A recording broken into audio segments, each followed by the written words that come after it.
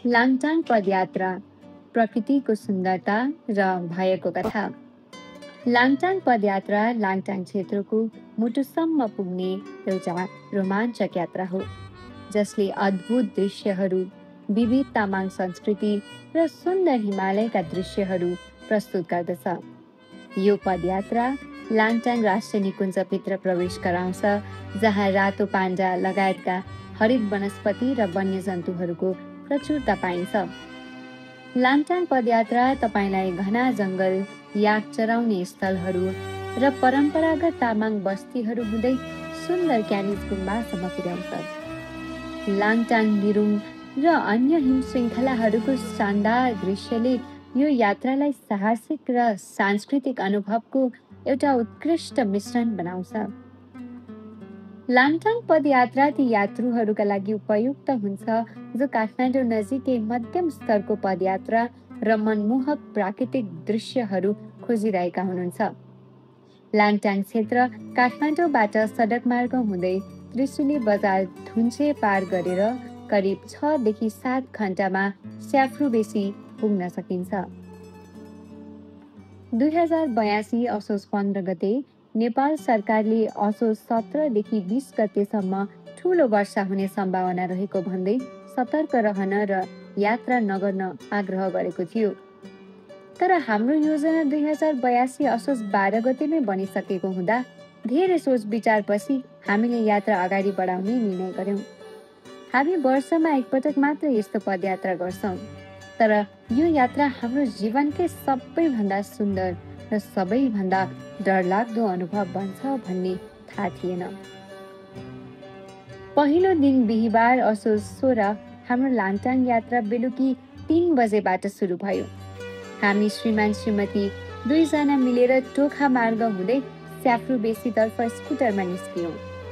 साँझको सुनौलो घाम, ताजा हावा र टाढा देखिने हिमालको चमकले मन रोमाञ्चित बनाइरहेको थियो।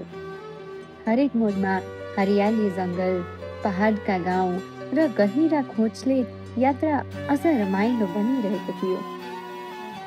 करिब 4 घण्टाको यात्रापछि साँझ परिसकेको थियो। शान्त वातावरण र यात्राको थकान अनुभव गर्दै हामी कालिका स्थान पुगेका थियौं र त्यहीँ बास पनि बस्यौं। भोलिपल्ट बिहान 6 बजे यात्रा पुनः सुरु गरी 8:30 बजे स्याफ्रुबेसी पुग्यौं। हामीले स्कुटर लाङटाङ हाइड्रो पावरमा राख्यौं र डोमेनमा नास्ता गरेर 9:40 बजेबाट आधिकारिक रूपमा पदयात्रा सुरु गर्यौं।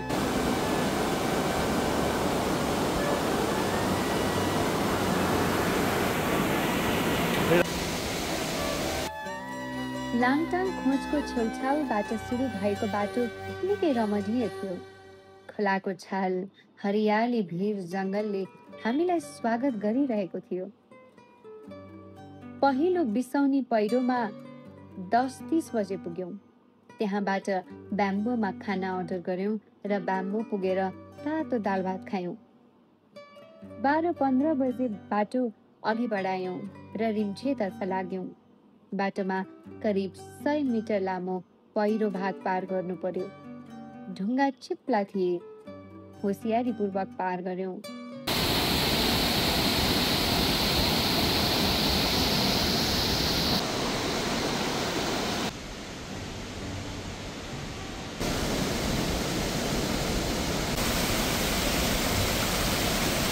झरना छ हैन,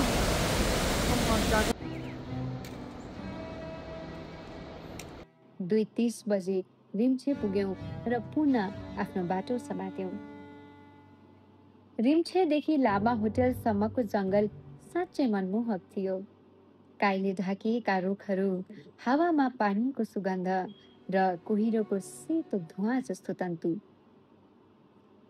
5 बजे हामी थोम्ना रिभरसाइड पुग्यौं र बिना विश्राम घोडा तबेलासम्म पुग्ने निर्णय गर्यौं। 6 बजे अँध्यारो भइसकेको थियो, तैपनि हाम्रो यात्रा अझै रोकिएको थिएन। लामो चढाइपछि अन्ततः 6:45 बजे घोडा तबेला पुग्यौं। थकी तर खुसी, खोला छेउमै हामी बास बस्यौं। तेस्रो दिन हामीले बिहान 5 बजे निस्कने योजना बनाएका थियौँ, तर छानामा झरझर वर्षा परिरहेको थियो। 5:50 बजे वर्षा नरोकिए पनि रेनकोटै लगाएर यात्रा सुरु गर्यौँ। थाङसापमा हामीले नास्ता गर्यौँ र माथितर्फ लाग्यौँ। जङ्गलमा कुहिरो, पानीका थोपा र खोलाको आवाजले जादुमय वातावरण बनाएको थियो। तर उचाइ बढ्दै जाँदा चिसो हावा र लगातारको वर्षाले यात्रा कठिन बनाउँदै लग्यो। 9:30 बजे हामी लाङटाङ भ्याली पुग्यौँ। हाम्रो योजना क्यान्जिरीसम्म पुग्ने थियो, तर मौसम अझ बिग्रिएपछि हामीले तल फर्किने नै निर्णय गर्यौँ। चिसो पनि एकदमै चिसो भइरहेछ। So guys, we are moving to our home. वर्षा अझै रोकिएन। सानातिना खोल्साहरू उग्र खोला बन्दै थिए। बाटो आफै बगिरहेको नदी जस्तो देखिन्थ्यो। पहिले देखेका ससाना झरनाहरू अहिले गर्जँदै ओहिरिरहेका थिए।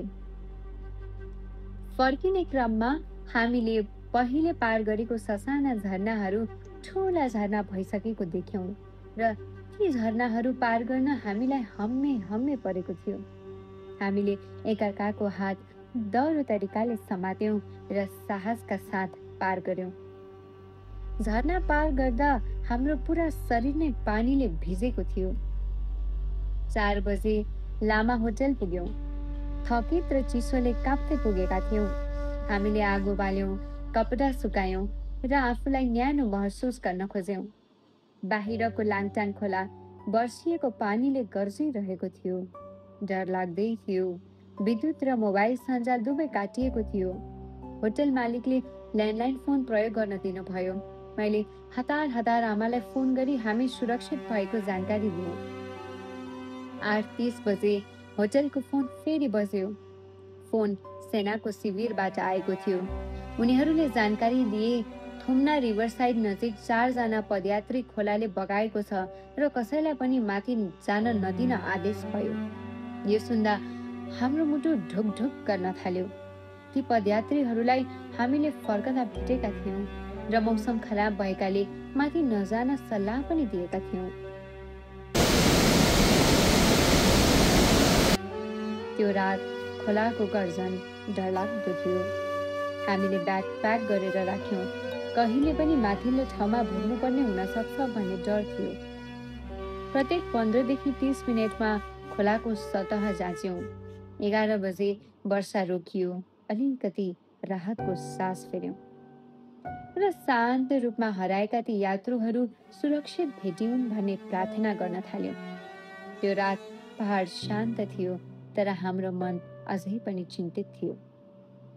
2 बजे 20 देखि 25 जना सेनाको उद्धार टोली स्याफ्रू बेसीबाट आइपुग्यो र उनीहरू होटलमै बसे।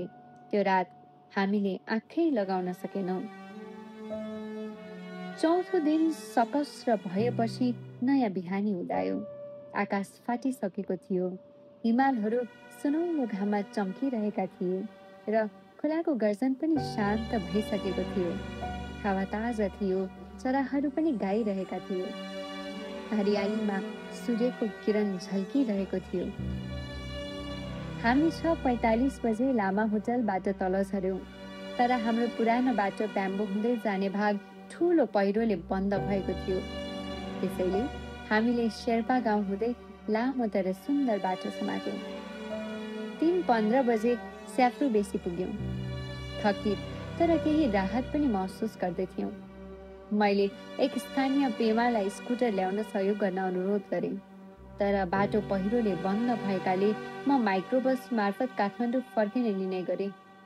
पेमालाई स्कुटरको चाबी छोडेर काठमाडौँसम्म स्कुटर ल्याइदिन आग्रह गरेँ। पेमाले पनि हुन्छ भन्नुभयो र ढुक्कसँग फर्किन भने। फर्किने बाटोमा पनि माइक्रोबस पहिरोमा परेर अड्कियो। लामो प्रयासपछि ट्रकको सहायताले हामी धुन्चे पुग्यौँ। त्यति बेला 36 बजिसकेको थियो र सरकारको नियम अनुसार 6 बजेपछि सवारी चलाउन अनुमति थिएन। त्यसैले हामीले धुन्चेमै बास बस्यौँ। भोलिपल्ट बिहान यात्रा जारी राख्यौँ र अन्ततः काठमाडौँ सुरक्षित फर्कियौँ। यो लाङटाङ यात्रा केवल एउटा पदयात्रा मात्र होइन, भावनाको यात्रा पनि थियो। हामीले प्रकृतिको सौन्दर्य र शक्ति दुवै अनुभूत गर्यौं। हरियो जङ्गल, गर्जने खोला, चुपचाप उभिएका हिमालहरू। तर यो यात्रा सम्झना मात्र होइन, एउटा चेतावनी पनि हो। हामीले धेरै यात्रा गरिसकेका छौँ, तर यो सबैभन्दा खतरनाक र अविस्मरणीय रह्यो। पछि बुझ्यौँ हामीले यो यात्रा स्थगित गर्नुपर्ने थियो, किनकि जीवनको यात्रा सबैभन्दा बढी महत्त्वपूर्ण हुन्छ।